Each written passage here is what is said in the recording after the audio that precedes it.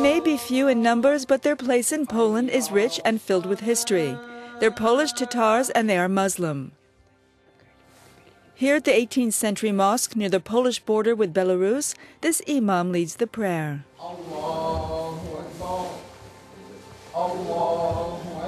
The mosque is a symbol of pride for the country's estimated 6,000 ethnic Tatars.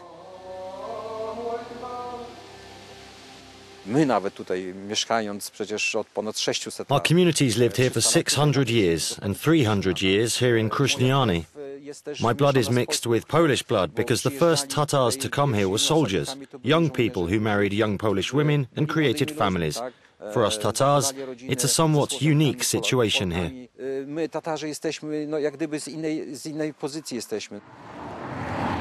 Long seen as a model of assimilation, today some in the Tatar community are worried that Europe's refugee crisis will rock the foundations of an integration that dates back centuries. Janeta Bogdanovic runs this restaurant which serves traditional Tatar cuisine. Normally very open, she is somewhat reluctant to talk to us, reluctant to bring attention to people she says are proud to be Polish. The Tatars quickly assimilated into the local population. They adapted to the way of life here, but also to the dominant religion. We're Muslim. We go to the mosque. We still go. It's never bothered anyone, because it's our business, and we've never displayed this.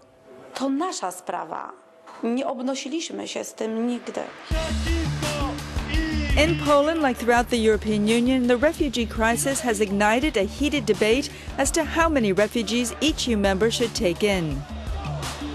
Although there were demonstrations both for and against, recent opinion polls show 2/3 of Poles don't want refugees or immigrants. It's an opinion voiced even stronger in countries such as Hungary, the Czech Republic and Slovakia. But why Poland? A country which is now the EU's 6th biggest economy, and more importantly, the birthplace of Solidarność, or solidarity. Konstantin Gebert is a journalist and former member of Solidarność. He's also an active member of Poland's small Jewish community. He's critical of Poland's lack of Solidarność towards refugees, but he also says the EU needs to understand a certain feeling of betrayal felt by Central Europe. All of our countries quite legitimately believe that we had been betrayed at the end of the war, that we were suffering for the peace and quiet of others, and that those others owed us. And this was true in, say, the mid-80s. But now it's definitely not. The others had, yes, they had extended a lot of help to us, and now we have a debt to repay, and you repay that debt by helping others. But this simply has not seeped in. The average citizen of Poland or Hungary doesn't consider himself a rich European with obligations to the rest of the world. He considers himself a poor victim of communism that the world still owes. This is one of Poland's 11 refugee centers in the northeast city of Białystok. In total, these centers house about 1,500 people, not a lot for a country of 38 million. Here, most of the refugees are either from Ukraine or Chechnya. They receive an allowance of around 50 euros a month, plus free Polish lessons and health and dental care. For this man, Poland is filled with Solidarność, but it also helps that his wife's father and grandfather were Polish.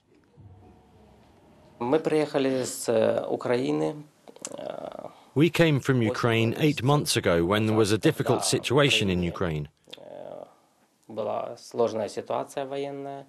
When there were gun battles, when people died. Our 3 daughters were living in the cellar. And after all these events, we decided to move out of Mariupol and come to Poland.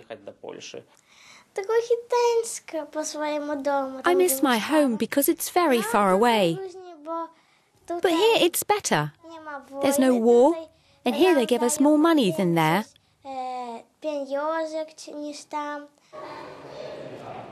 While there is a tacit agreement that Ukrainians assimilate more easily due to their historic and religious ties to Poland, there's also a large number of Chechens who are Muslim. Poland has made it no secret that it will help those who have suffered in former Soviet bloc countries. We came from Chechnya 3 years ago, 2.5 years ago. My husband was beaten, our son had disappeared, and we didn't know where he was. Later, she discovered her son was dead. Here, we feel a bit more free. We like the culture and the respect people have for each other and for us. Over the years, Poland has welcomed some 80,000 Chechen refugees, but most have moved west. Ahmed Tashev has stayed. He directs this dance group made up of young Chechen refugees, a group so successful that they made it to the finals of Poland's Got Talent.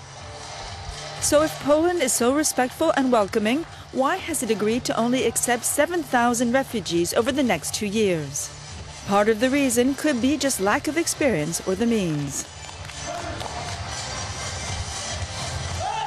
If the same social conditions that exist in Germany or in France or in other Western countries existed here in Poland, then I believe the Polish would gladly welcome and integrate more refugees. But others point to fear of the unknown.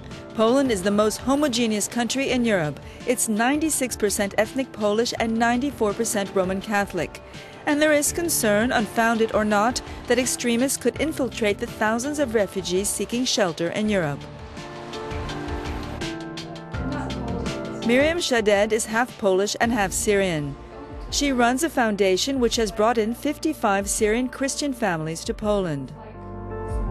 While half of them have gone on to Germany for better living and social conditions, she still says her mission has been a success. Each family was adopted by the society, by churches, by people of goodwill. So they helped them over here to find a job, to integrate. Nobody wants to help the people who just come over here and can be a threat even to Polish people like Islamists. Because if somebody is hiding their documents and you know that Islam is trying to force their religion on Christians over there, and you can assume that they're going to do it as well over here within Europe. With this type of fear of the unknown, there's little doubt Europe's refugee debate is far from over. But for a country long known as one of emigration, the irony is not lost on some.